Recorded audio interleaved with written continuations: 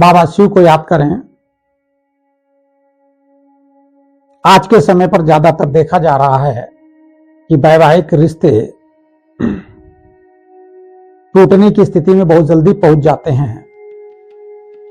यहां तक कि पहले दूसरे धर्म वाले लोग तलाक आदि भावावेश में बात कह देते थे, वैसे ही आज सभी धर्मों में डिवोर्स की बात भाषा शैली में प्रयोग होने लगी।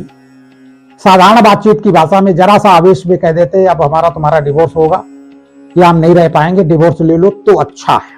ये भाषा शैली प्रयोग होने लगी। पहली बात तो जो वाइब्रेशन हम बार बार देते हैं वो घर पे होकर रहेगा, ऐसी कोई बात नहीं। बार बार कहोगे डिवोर्स डिवोर्स तो डिवोर्स होगा ही होगा, क्योंकि जो मन की श्रद्धाएं हैं आपस में कम होती जाएंगी जितनी बार आप डिवोर्स शब्द प्रयोग करेंगे। तो पहली बात, इस जो श्राप रूपी शब्द है इसको आप कंट्रोल करें और ये कभी भी ना करें। और अगर जिस टाइम मुंह से निकल जाए तो अपने मुंह में 2 तमाचे जरूर मारें। अगर बार बार ये बोलेंगे तो निश्चित तौर पर उसके वाइब्रेशन घर में फैलेंगे और वो डिवोर्स की स्थिति निश्चित लाकर खड़ा कर देंगे। इसलिए डिवोर्स शब्द जितनी बार बोलोगे वैवाहिक जीवन में कटुता बढ़ती जाएगी। मूल कारण है आज की स्थिति में डिवोर्स तक स्थिति पहुंचना। कारण इसका है कि जो भी शादियां हो रही हैं वो बड़ी बड़ी उम्र में हो रही हैं। कोई 30 साल, कोई 25 साल, कोई 24 साल, कोई 35 साल। अब जब इतनी उम्र में शादियां हो रही हैं तो दुनिया का अनुभव भी उन लोगों के पास बहुत ज्यादा है, बहुत लोगों का है। तो उस सतर्कता के कारण हम जब विवाह में फंस जाते हैं तो हम वो सतर्कता अपने रिश्तों में ढूंढना शुरू कर देते हैं, सतर्कता प्रयोग करना शुरू कर देते हैं। क्योंकि इतनी उम्र में तमाम सारे अनुभव आ चुके होते हैं, तमाम सारी बातें सुनी सुनाई देखी पढ़ी पेपरों में समाचार पत्रों में प्राप्त हो जाती, तो आते ही हम उस नियम को लागू करना शुरू कर देते हैं अपने रिश्तों में। डिवोर्स का कारण एक ही है। दूसरी बात एक ही है कि ज्यादातर लोग, मेरा परसेंटेज ज्यादा है, वैसे हो सकता है एक पक्ष की बात करें किसी को बुरा लग जाए, लेकिन फिर भी मैं कहूंगा महिलाएं आजकल जब शादी होकर लड़कियां आती हैं तो वो गुरु बनने की कोशिश करते हैं। अब जब गुरु बनोगे, पति गुरु मानने को तैयार नहीं, क्योंकि गुरु तुम अच्छे काम के लिए बन नहीं रहे हो। समाज में दिखावा में उनको समझाने के लिए आप गुरु बन रहे हो, अच्छे काम बात करा बताने की चक्कर में पड़ी हो। लेकिन सच्चाई है, अंडरस्टूड है कि तुम उनको अपने हिसाब से चलाना चाहती हो, गुरु इसलिए बन रही हो। आते ही आते तुम्हारी माँ ऐसी है, तुम्हारे भाई ऐसे हैं, तुम्हारी भौजाई ऐसी है, तुम ऐसे हो, तुम्हारे परिवार का बैकग्राउंड ये है, तुम्हारी माँ ने सुसाइड किया था या तुम्हारे बाबा ने सुसाइड किया था या तुम्हारे बाबा का मर्डर हुआ था या ये झगड़ा हुआ था, वो केस लगा था, ये हुआ। तमाम सारे बातों की जानकारी जब आते ही तुम्हें पता चल जाती है, जब पता चल जाती है तो बात बात में उन चीजों का प्रयोग करना शुरू कर देते हो कि हो तो उसी बन सके जिस घर में इतने केस चल चुके हैं, ऐसे है वो सुसाइड कर चुके हैं, वो तमाम सारी बातें परिवार में उनको जानकारी होने पर उन बातों की धौंस देना शुरू कर देती। तो पहली बात एक ये, अपना अपना ग्राउंड सभी झांक लें दूसरे के। पहली बात तो पति किया है, पति किया है, पति के घर में आई हो तो पहली बात उस घर को पराया नहीं मानना चाहिए। जब उस घर को पराया नहीं मानना चाहिए तो तुम उस घर के गंदगी क्यों उठाती हो? सही बात उठाओ, कुछ अच्छाइयां भी होंगी, वो नहीं उठाएंगी। नीचा दिखाने के लिए परिवार के पिछले बैकग्राउंड गड़े मुर्दे उखड़ने की कोशिश करेंगे, जो शायद उनके घर वाले भी नहीं जानेंगे, किसी रिश्तेदार ने बता दिया होगा। उन बातों पर चर्चा करना शुरू हो जाएंगे, पहली बात।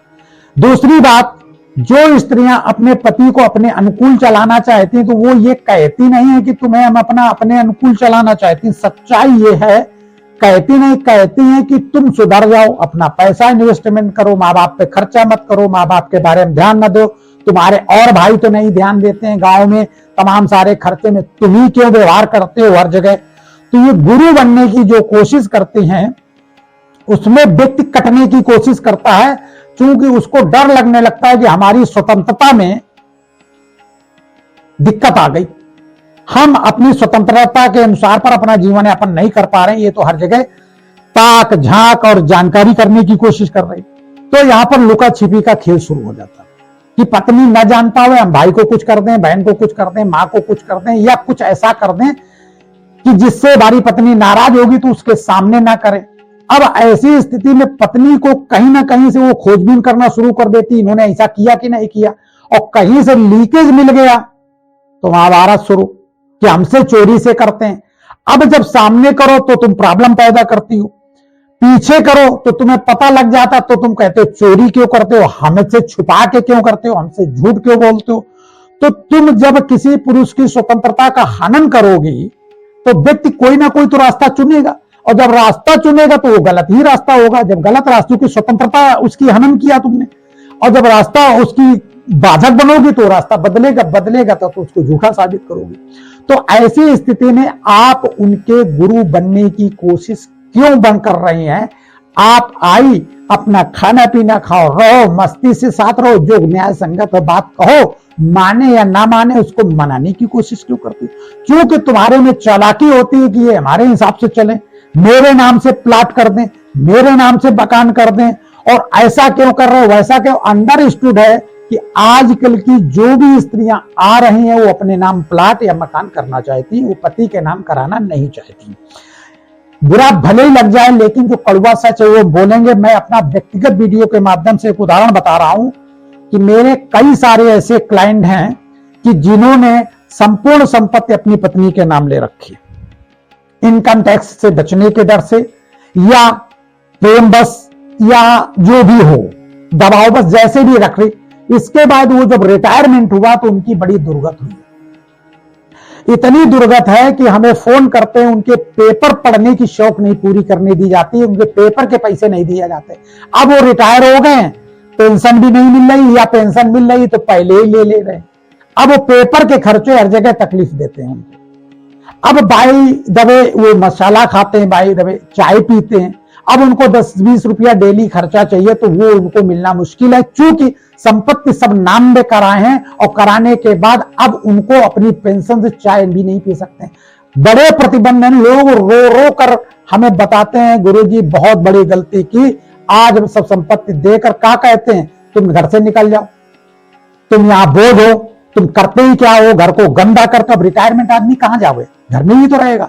अब उनको सफाई का बहुत सवार है, यहां तक कहते हैं कि पंडित जी किचन में जाके हम चाय नहीं बना सकते, चाय अगर बना ले तो आफत है, बर्तन गंदे कर दिए, ये डब्बा खोल के डाल दिया, ये ऐसा कर दिया, वैसा कर दिया। इतनी बातें सुनने को मिल जाती हैं कि चाय जहर लगने लगती। और बाजार में चाय पीने की हमारी आदत नहीं, और आदत अगर बना भी लें तो पैसे नहीं, तो बाजार में भी नहीं पी सकते। पूरी जिंदगी चाय पी, आज हमें घर में चाय नहीं मिल रही। तो ऐसी स्थिति में अगर पुरुष अपने नाम कराता है तो स्त्रियों को भी बुरा लगता है। आज की पहले की स्त्रियां कह देती थी ठीक है हमें हमारे नाम न कराओ, हम कहां कचहरी दौड़ी घूमेंगी, आप अपने नाम करा लो। लेकिन आजकल कहीं ना कहीं गोल मटोल करके बात यही आती कि मेरे नाम करा दो, 10,000 रुपया लिखा पढ़ी कम पड़ेगी, 20,000 रुपया लिखा पढ़ी का कम पड़ेगी। ज्वाइंट भी रहना नहीं चाहते, अकेले हुए अपने नाम कराना चाहते। तो ऐसी स्थिति में आदमी फुटपाथ पर दर दर भटकता है। अगर पुरुष जिंदा है तो मरते दम तक स्त्री का साथ तो देगा ही, चूंकि शादी करके लाया है। बच्चे तो अपनी पत्नी लेकर अलग हो गए, बिटिया अपने आदमी को लेकर अलग हो गई, लेकिन पत्नी तो आपस में एक दूसरे के साथी होते हैं। और अगर पति मर गया तो पूरी संपत्ति पत्नी के नाम आ जाती। अब पत्नी के नाम कराने की क्या जरूरत, अगर करवा भी ले तो थोड़ी बहुत करवा ले, लेकिन वो पूरी संपत्ति में घुसना चाहती। ये एक चालाकी है, गुरु बनना चाहती। तो ऐसी स्थिति में जब स्वतंत्रता में कहीं ना कहीं उनको कुठाराघात दिखाई देता है तो वो अपना कहीं ना कहीं वो भागने की कोशिश करते हैं, विचारों में भिन्नता आ जाती।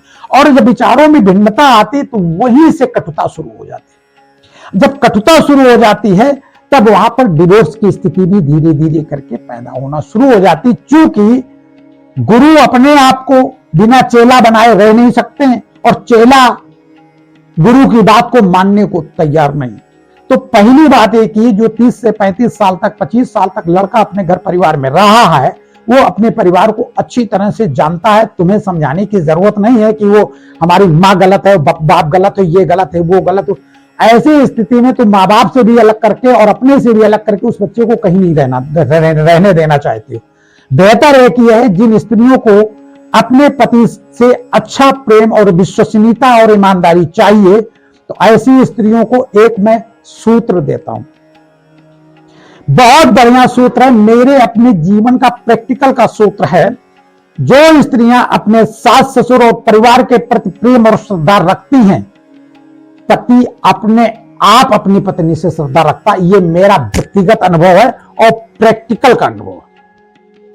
लेकिन दिखावटी श्रद्धा होगी तो नहीं हो पाएगा। बहुत लोग दिखावटी भी श्रद्धा करती, पति को खुश करने के लिए दिन भर तो खूब परेशान किया और पति आ गया तो दौड़ दौड़ के पति के सामने सास की सेवा शुरू कर दी, तो ये चाटुकारिता नहीं चलेगी। उसके वाइब्रेशन चाटुकारिता के कहीं ना कहीं लोगों को मिलते रहते हैं और घर का वातावरण खराब होता रहता है। तो हमेशा याद रखें, अगर महारानी बन के रहना है घर में तो हमेशा पति के परिवार का ध्यान रखेंगी। निश्चित तौर पर पति तुम्हारा ध्यान रखेगा, वो लोग ध्यान रखें तुम्हारा चाहे न रखें, लेकिन पति के प्रति हमेशा आदर्श और श्रद्धा का भाव उत्पन्न रहेगा और भाव से तुम्हें प्यार और अपनापन देगा। भले ही पहले घर वालों को वो करे, आपको बाद को करे, लेकिन दिल में जो तुम्हारी जगह होगी वो किसी और की जगह नहीं होगी। इस चीज को सदैव याद रखें और इसी मस्ती के साथ जीवन यापन करने की कोशिश करें। गुरु बनने की कोशिश मत करें। अगर गुरु बनेंगे तो चेला गुरु बनेगा नहीं, और जब चेला गुरु बनेगा नहीं तो महाभारत धरी धराइए। स्वतंत्रता भंग करना पुरुष के जीवन में हमें ऐसा लगता है उसका जीवन नष्ट करना है, और अगर उसके भाव हैं कि उसकी स्वतंत्रता भंग होने में उसको बहुत तकलीफ पैदा हो रही है तो कृपा करके उसकी स्वतंत्रता को भंग ना करें और घर में अच्छे फैसला लेने के लिए, अच्छे व्यवहार के लिए आपका नाम रोशन हो, आपको प्यार अपनापन और आप अपने मायके में भी अच्छी मदद अपने पति से करा सकते हो, अच्छा सहयोग करा सकती हो। जब लड़के के माँ बाप पर आप ध्यान देंगी तो निश्चित तौर पर वो तुम्हारे माँ बाप परिवार का ध्यान देना शुरू कर देगा। ये एक अंडरस्टूड उपाय है, इससे अच्छा कोई उपाय नहीं है।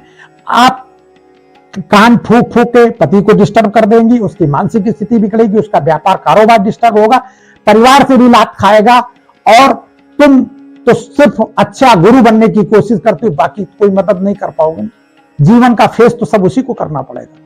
और ऐसी स्थितियों में बच्चे भी बर्बाद होते देखा है। ऐसे भी देखा है जिन घरों में स्त्रियों की ज्यादा चली है और स्त्रियां गुरु बन गई हैं, उन परिवार में जूता लात हुई है और बाप और मां दोनों मारे गए हैं बच्चों के माध्यम से। इसलिए पिता को सारे संसार का अनुभव होता है, दुनिया घूमे होता है, दुनिया के माहौल का अनुभव होता है, इसलिए उसके अनुभव को प्रयोग करें और घर में शांति का जीवन जिए। बाबा शिव को याद करें और सदा आनंद।